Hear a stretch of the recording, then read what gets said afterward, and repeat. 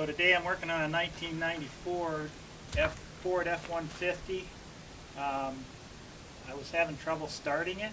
Every time it would rain it wouldn't start, and then it would dry off and it would start again. So I put some flashing around where the wires go into the computer. That helped for a while. Then it started doing it again, and it would strand me at random times.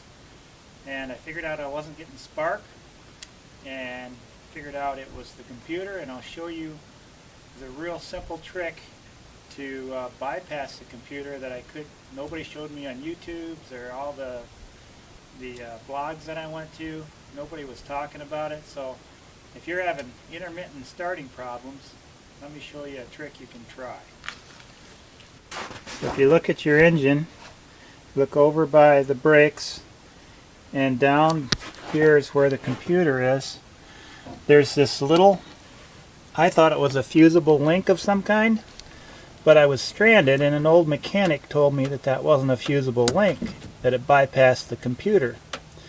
And there's clips on it. Mine's busted off, but if you just pull this out when your car doesn't start, your truck, and then go try to start it, mine would start every time I pulled this off.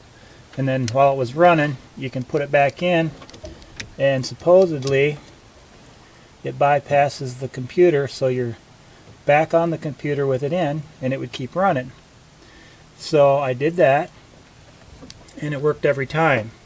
But I was still having the problem. So I pulled the computer out, and there's you. Okay, so if you pull the computer out,